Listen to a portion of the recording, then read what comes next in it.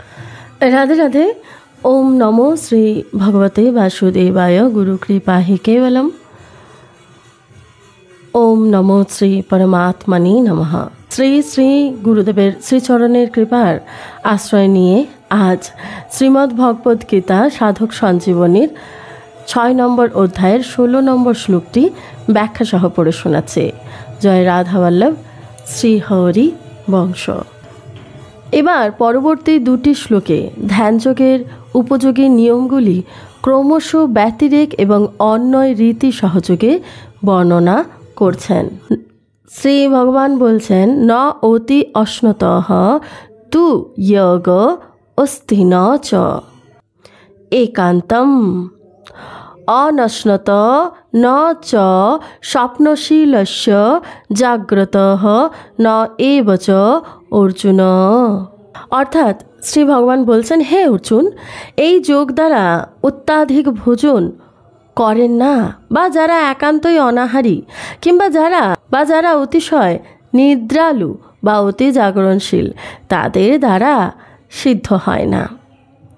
অধিক ভোজনকারীর যোগ সিদ্ধ হয় না, কারণ অধিক খাদ্য গ্রহণ করলে, অর্থাৎ ক্ষুধা ব্যতিরেকে আহার গ্রহণ করলে, অথবা ক্ষুধার জন্য যা প্রয়োজন তার চেয়ে বেশি আহার্য গ্রহণ করলে বেশি জল তৃষ্ণা পায় এবং জল বেশি পান করতে হয়। বেশি আহার্য ও জল গ্রহণে পেট ভার হয়। পেট ভার হলে শরীরে আলস্য আসে এবং বারংবার পেটের কথায় চিন্তা হতে থাকে। কোনো কাজ অথবা সাধন ভজন জপ ধ্যান ইত্যাদিতে মন লাগে না।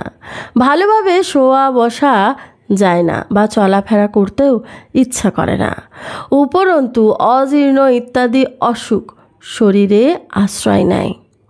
সুতরাং অধিক ভোজনকারী ব্যক্তির যোগ সিদ্ধ কিভাবে হবে? হওয়া সম্ভব নয়। তেমনি একেবারে যারা ভোজন করে না তাদেরও যোগ সিদ্ধ হয় না, কারণ আহার না করলে বারংবার সেই কথাই মনে আসতে থাকে। শরীরের ক্ষমতা কমে যায়, দেহ শুকিয়ে যায়, অঙ্গ শিথিল হয়ে আসে, চলাফেরা কষ্টকর হয়, শুয়ে থাকতে মন যায়, বসে যোগ অভ্যাস করাও কঠিন মনে হয়, চিত্ত পরমাত্মাতে আকৃষ্ট হয় না। অতএব এইরূপ ব্যক্তির যোগ কিভাবে সিদ্ধ হবে? যার অতি ঘুমের স্বভাব থাকে তার দ্বারাও যোগ সিদ্ধ হয় না, কারণ বেশি ঘুমালে অভ্যাস খারাপ হয়ে যায়, বারংবার নিদ্রা এসে পীড়া দেয়, শোয়াতে আরাম আর উঠলেই পরিশ্রম মনে হয়।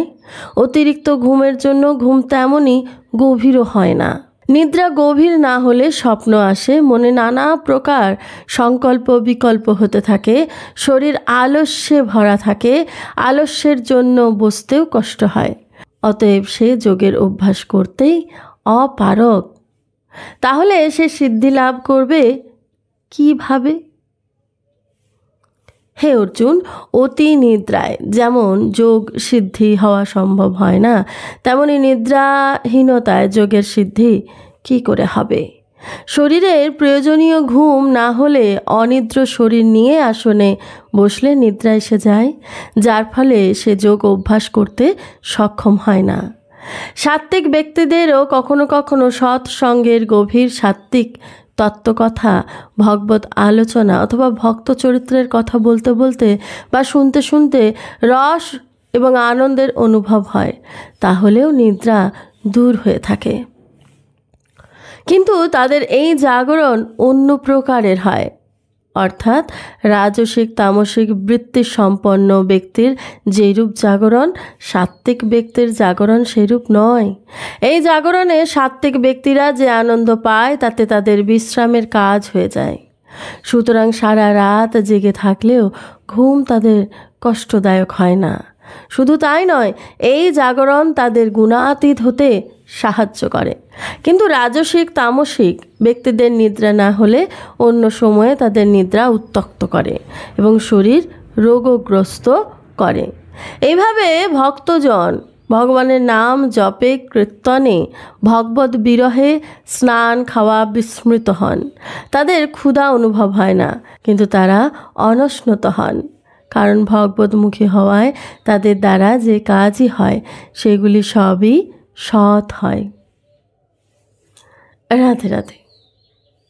ওম তৎসৎ ইতি শ্রীমদ্ভগবদ্গীতাসু উপনিষদসু ব্রহ্মবিদ্যায়াং যোগশাস্ত্রে শ্রীকৃষ্ণ অর্জুন সংবাদে 6ষ্ঠ অধ্যায়ের 16 নম্বর শ্লোকটি পাঠ করে শোনালাম শ্রী শ্রী গুরুদেবের শ্রীচরণের কৃপায়।